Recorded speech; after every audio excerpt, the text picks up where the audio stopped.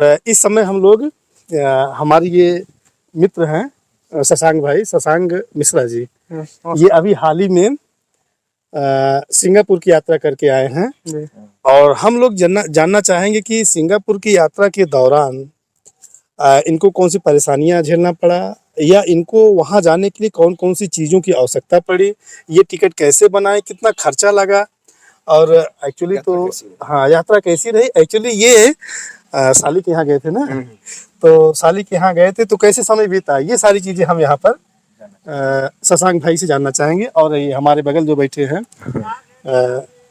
गौरव भाई, इनको भी बहुत अच्छी जानकारी है। नहीं, हम लोग ये जानना चाहेंगे भाई यात्रा कैसे इन्होंने शुरू की यहाँ से, फिर फ्लाइट कैसे मतलब डायरेक्ट सिंगापुर की थी या बीच में ब्रेक हुई और फिर ये कैसे इनकी यात्रा रही। प्लस ये भी रहे कि जो लोग वहाँ जाने के इच्छुक हैं उनको वहाँ पर खाने पीने की कैसी सुविधाएं वहाँ रहे जिससे वो लोग जाएं तो ज़्यादा सर्च ना करना पड़े। ये सारी चीज़ों के बारे में शशांक भाई डिटेल में बताएंगे। तो शशांक भाई से हम लोग पहला कौन सा क्वेश्चन पूछें कि ये जो टिकट बनवाए थे कुल खर्चा कितना लगा आने जाने में केवल प्लेन का? सर मेरी यात्रा जो है शुरू हुई थी लखनऊ से। इंडिया से सिंगापुर के लिए इंडिया में जितने मेजर एयरपोर्ट्स हैं हर जगह से फ़्लाइट्स हैं। मैंने लखनऊ से टिकट बुक कराई थी तो 2 लोगों का मेरा जो टोटल खर्चा है आने और जाने का कुल मिला के 58,000 का फ्लाइट का टिकट लगा। 58,000 का 2 लोगों का आने और जाने दोनों का सिंगापुर के लिए। हाँ। और इसके साथ ही साथ आपको लगभग 6,000 रुपये आपके वीज़ा की कॉस्ट आएगी। अच्छा। और सिंगापुर ऐसी कंट्री है जहाँ पे वीज़ा ऑन अराइवल की सुविधा नहीं है, आपको वीज़ा के लिए पहले ही अप्लाई करना पड़ेगा। अच्छा। कम से कम 1 हफ्ता पहले आपको अप्लाई करना पड़ेगा। अच्छा, अगर आप खुद से अप्लाई करते हैं तो कुछ समस्याएं आ सकती हैं। ज़्यादातर यही रिकमेंड किया जाता है कि आप किसी ऑथराइज ट्रैवल एजेंट से जो है आप ये वीज़ा प्रोसेस करवाइए। लखनऊ में जो ट्रैवल एजेंट था हमारा उसका नाम सेविका ट्रेवल्स था, वो आपको वहाँ पे लिखा रहेगा कि गवर्नमेंट ऑथराइज्ड ये ट्रैवल एजेंसी है। तो आप ऑथराइज्ड ट्रैवल एजेंसी से कराते हैं तो आपका 1 हफ्ता मिनिमम लगता है वीज़ा प्रोसेस होने में। 6,000 की टोटल लगभग कॉस्ट आती है। हाँ, तो मतलब 64,000 रुपए में जी, अगर 2 फ्लाइट लोग का हैं, किराया प्लस वीजा मिला के 64 से 65,000 के आसपास। सीजन टू सीजन भी डिपेंड करता है। अच्छा। और ये भी इस पे भी निर्भर करता है कि आप कितने दिन पहले जो है टिकट बुकिंग करा रहे हैं। अच्छा। जी। तो आप कितना दिन पहले टिकट बुकिंग कराए थे? मैंने लगभग 1 महीने पहले जो है अपने टिकट बुकिंग कराया था। तब आपका 64,000 रुपये लगा था।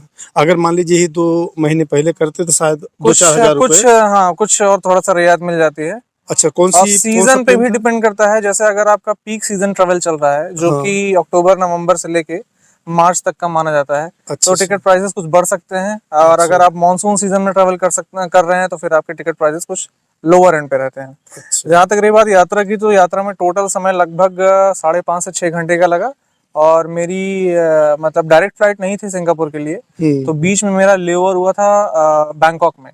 अच्छा। और वहां से लगभग 2 घंटे बाद मेरी दूसरी कनेक्टिंग फ्लाइट थी जो मुझे लगभग 9:30 बजे के आसपास सुबह में, सोमवार के सुबह को मुझे सिंगापुर उसने उतार दिया था। तो आप बैंकॉक में जो है वहां पर 2 घंटे में आप बाहर आए थे कि वहीं पर? नहीं, आप अगर आपके पास वीजा नहीं है तो आप किसी भी इस तरीके की कंट्री में आपको एयरपोर्ट लीव करने का अथॉरिटी नहीं होती है। अच्छा। जिस कंट्री का वीजा आप पजेस कर रहे हैं अपने साथ, आप उसी कंट्री में बाहर रोम करने के अलाउड है। तो आपका इंटरकनेक्टिंग अगर फ्लाइट है तो बेहतर है कि आप एयरपोर्ट के अंदर ही रखें। अगर अदरवाइज आपको वीजा ऑब्टेन करना पड़ेगा अगर आप बाहर निकलना चाहते हैं तो। अच्छा। और जैसे वहाँ आप उतरे तो वहाँ खाने होने के लिए पोर्ट पर ही व्यवस्था थी? हाँ सर, ये मेरी एक हार्डशिप थी जो मैंने फेस की थी। अनुमान मैंने ये लगाया था कि मुझे किसी भी तरीके की करेंसी की जरूरत थाईलैंड में नहीं पड़ेगी। मैं डायरेक्टली कोई भी परचेज या कोई भी ट्रांजैक्शन सीधा सिंगापुर में जाके करूंगा। लेकिन अनप्रेसिडेंटेड तरीके से मुझे भूख लगी और फिर मैंने फ्लाइट में जो है खाने का कुछ डिमांड किया। और फ्लाइट में जो चार्जेस मांगे गए वो नॉर्मल रेट से बहुत ज़्यादा थे। ऐसा हुआ था कि जो एक थाई बात है उसकी कीमत भारत में लगभग 2.35 रुपए के आसपास है। एक थाई बात के बदले लेकिन 5 रुपए इंडियन करेंसी मांगी गई थी एक थाई बात के बदले। तो जस्ट डबल उन्होंने कॉस्ट किया था। इस चीज की समस्या थी। तो इसका एयरपोर्ट में मैंने ये निदान किया था कि लगभग रात में 2 बजे के आसपास मुझे भूख लगा था। तो मैंने वहां पे जो मील ऑर्डर किया था 149 थाई बात का उनका मील था। लगभग 300 थाई बात का 2 लोगों का मील पड़ा था। अच्छा। जो इंडियन करेंसी में आप कन्वर्ट करते हो तो लगभग 700 रुपए आता था। मेरे पास उस टाइम करेंसी नहीं थी और करेंसी एक्सचेंज कराने में मुझे काफी नुकसान हो रहा था। तो इसलिए मैंने अपना इंटरनेशनल, मेरे पास HDFC का डेबिट कार्ड था तो मैंने उससे डायरेक्ट पेमेंट करी थी। अच्छा। और वो मुझे मेरा पैसा INR में डिडक्ट हुआ और उनको थाई बात में रिसीव हो गया। तो मुझे 700 रुपए का ही डिडक्शन हुआ था। इसके बाद फिर वहां से फिर आपकी फ्लाइट कब से थी? फिर इसके बाद मेरी फ्लाइट तकरीबन सुबह 6 बजे थी, 9:30 बजे मैं सिंगापुर में लैंड किया। अच्छा, तो अच्छा। मेरे वहाँ पे रिलेटिव थे, उन्होंने मुझे वहाँ पे इमिग्रेशन हुआ, इसके बाद मुझे वहाँ पे उन्होंने पिक किया और हम लोग उनके रेजिडेंस पे गए। आप इंटरनेशनल फ्लाइट जब भी आप करते हैं तो एक जेट लैग की समस्या आती है। जेट लैग में आपकी तबीयत थोड़ी सी खराब होती है, जैसे आपका थोड़ा सा हो सकता है चक्कर है, थोड़ी सी आपको वीकनेस से फील हो सकती है।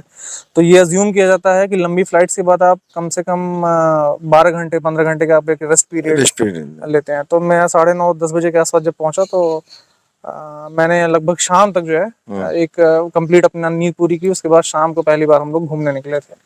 तो आपने वहाँ लोकेशंस जैसे कुछ अच्छी बताएं, जैसे जो लोग लोकेशंस जाने का वाले सर हैं ऐसा है कि घूमने की लोकेशंस बहुत इंडिविजुअल डिपेंड करती है। किसी को बीचेस पसंद आते हैं, किसी को जो मैन मेड आर्किटेक्चर है वो ज्यादा पसंद आते हैं। हाँ। हर किसी की इंडिविजुअल पे बहुत बहुत सब्जेक्टिव है ये कि आपको क्या चीजें ज्यादा पसंद है।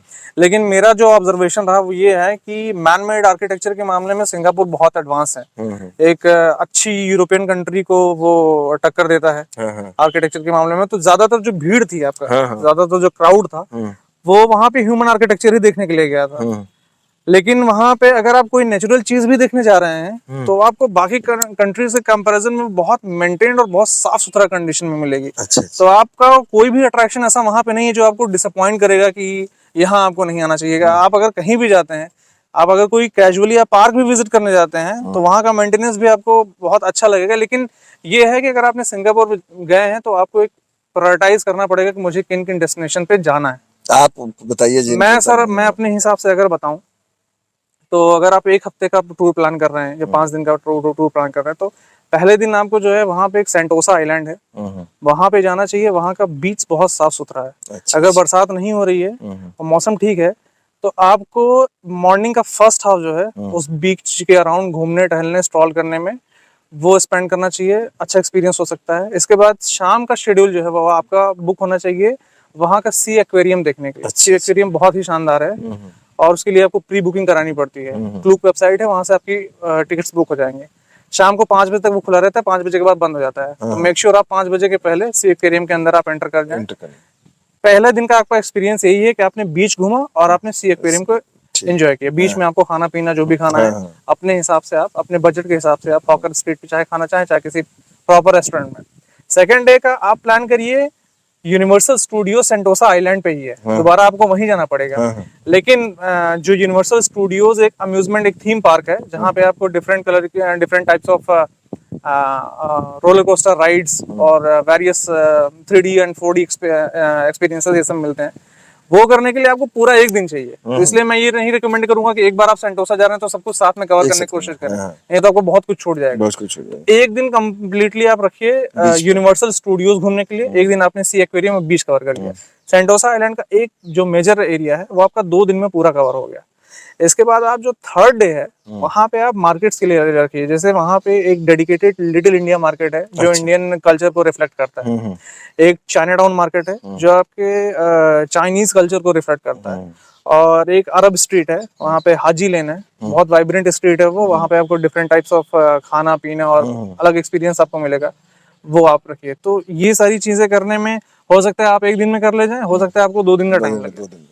फिर अगर आपको यूरोपियन कल्चर का थोड़ा सा फील लेना है, जैसे वहाँ पे एक ऑर्चार्ड करके एक जगह है जो न्यूयॉर्क सर्कल का आपको एक्सपीरियंस देता है लगभग, तो उस चीज के लिए भी आप जो है 1 दिन का टाइम निकाल सकते हैं।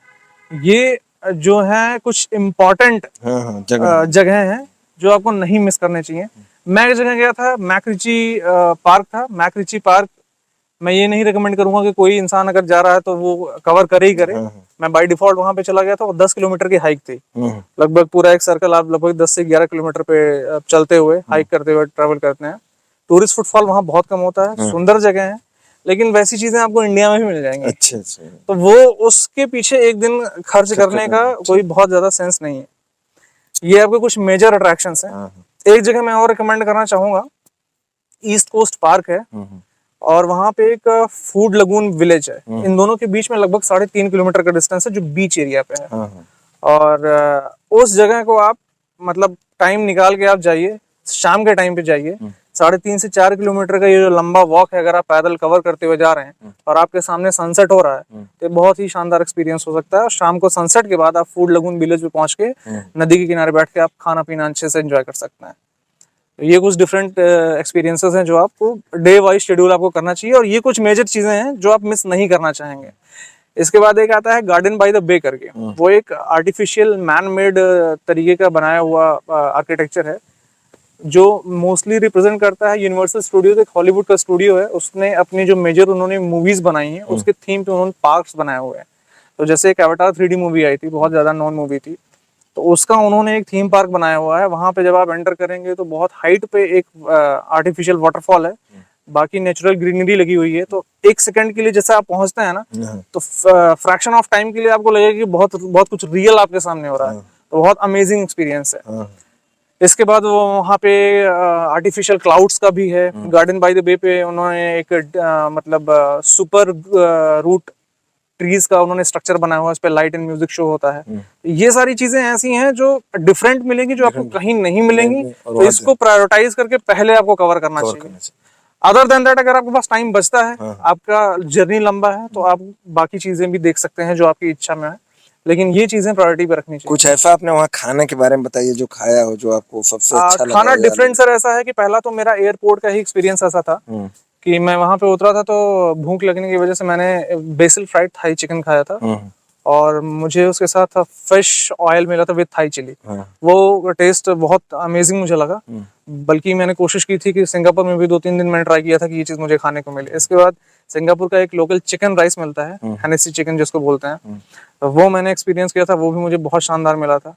हॉकर स्ट्रीट पे जब हम लोग गए थे तो वो बहुत तरीके के ग्रिल्ड नॉनवेज फूड का ज्यादा वहाँ पे कल्चर है। वेजिटेरियन आप खाना चाहेंगे तो वेजिटेरियन भी मिलेगा, लेकिन यही है कि वेजिटेरियन में जो वेजीज वो बना रहे हैं, जैसे एक जगह मैंने खाना खाया था, राइस था, राइस के साथ उन्होंने कुछ वेजीज को बेसन में या मैदे में लपेट के डीप फ्राई करके उसका, जैसे अपने यहाँ कड़ी बनती है उस तरीके को उन्होंने एक ग्रेवी की एक सूपी सब्जी तैयार की थी, लेकिन दिखने में वो लगता है कि जैसे कोई नॉन वेजिटेरियन डिश, वो प्रॉपरली मेंशन रहेगा तो कंफ्यूज कर सकते हैं आप। लेकिन ये है कि वेजिटेरियन ऑप्शंस थोड़े कम है, नॉन वेजिटेरियन ऑप्शंस काफी ज्यादा है, वो आपको फिगर आउट करना पड़ेगा। बाकी इंडियन पॉपुलेशन भी वहाँ पे ठीक ठाक संख्या में रह रही है, तो आपका साउथ इंडियन और नॉर्थ इंडियन भी, जैसे नॉर्थ इंडियन खाने में जो करी खा रहे हैं या तंदूरी चिकन खा रहे हैं, ये खा रहे हैं, वो चीजें भी मिलेंगी। साउथ इंडियन डोसा वड़ा ये सब भी चीजें मिलती हैं। मेडिटेरियन फूड भी, जैसे आपका मर्तबाक मिल रहा है या फिर इटालियन खाना भी। तो खाने पीने का कल्चर बहुत वास्ट है, क्योंकि टूरिज्म फुटफॉल बहुत ज्यादा है, तो खाने पीने का कल्चर बहुत वास्ट है। लेकिन जो साउथ ईस्ट एशियन कंट्रीज का जो खाना है वो आपको वहाँ पे अबंडेंस में मिलेगा, तो थोड़ा सा आपको सर्च करना पड़ेगा, थोड़ा सा ढूंढना पड़ेगा, ये चीजें हैं। बाकी खाने का एक्सपीरियंस मेरा बड़ा कमाल का रहा, डिफरेंट एक्सपीरियंस रहा। तो एक चीज और आप बताइए, जैसे वहाँ पर नेटवर्क किस कंपनी की जो है सर्विस ज्यादा अच्छी है? नेटवर्क का सर ऐसा है कि वहाँ पे लोकल उनके वो होते होंगे, सिल्वर कंपनीज होती होंगी। यहाँ पे मैं जब लेके गया था तो मेरा सिम कार्ड का नेटवर्क तो आ रहा था, लेकिन मेरा कॉलिंग फीचर या इंटरनेट बंद था। टेक्स्ट मैसेजेस मेरे को रिसीव हो रहे थे, मैंने सेंड करके नहीं देखा कि टेक्स्ट मैसेजेस जा रहे हैं कि नहीं जा रहे हैं, लेकिन रिसीव मुझे उस साइड से हो रहे थे। अगर आप इंटरनेशनल रोमिंग करा के जाते हैं तो आपको वहाँ पे एक्सेस करने को मिल जाएगा, लेकिन ये बहुत महंगा पड़ेगा। बेटर अगर आप इंडिया से, मतलब कितना महंगा? डेटा आपको बहुत ज्यादा महंगा पड़ जाएगा इंटरनेशनल रोमिंग में। अगर यहाँ से ही आप कोई जो आपके ऑथराइज ट्रैवल एजेंट्स हैं वो आपको यहीं से सिम कार्ड दे देंगे। मैंने उनसे पता किया था तो 2 से 2,500 रुपए में वो 30 दिन के लिए अनलिमिटेड डेटा एंड कॉलिंग का ऑप्शन मुझे दे रहे थे। तो अगर आप 2,500 रुपए खर्च करते हैं तो आप एक लोकल सिम कार्ड लेके जाइए जो 30 दिन की वैलिडिटी रहेगी, और आपको अनलिमिटेड डेटा मिलेगा और कॉलिंग की फीचर्स फैसिलिटी मिलेगी। अच्छा, मान लीजिए कोई 15 दिन के लिए जा रहा है तो उसको कितना? उसके भी ऑप्शंस होते हैं, ऑप्शंस तो बहुत सारे हैं। अब रिचार्ज ऑप्शंस का ऐसा है कि कोई याद नहीं कर सकता, वो अपनी कन्वीनियंट के हिसाब से उसको ऑप्ट कर सकता है। बहुत सारे ऑप्शंस आपके पास वहाँ पे अवेलेबल रहेंगे। मेरे चूंकि वहाँ पे रिलेटिव थे, इसलिए उन्होंने जाते हैं मुझे एक सिम कार्ड हैंड ओवर कर दिया था, तो मुझे कम्युनिकेशन का इतना इशू आया नहीं। मेरे पास इंटरनेट फैसिलिटी भी थी और कॉलिंग फैसिलिटी वहाँ पे मिल गई। अच्छा, ये चीज़ ये बताइए, वहाँ पर जैसे आप तो अपने रिलेटिव के यहाँ गए थे जी, तो आपको मतलब किसी मतलब होटल में रहने की जरूरत पड़ी नहीं जी। अगर जैसे हम लोग जाना चाहें और वहाँ पर होटल में हम लोग को रुकना पड़ेगा, उस कंडीशन में आप ये बताइए होटल का क्या कास्ट होगा एक दिन का? होटल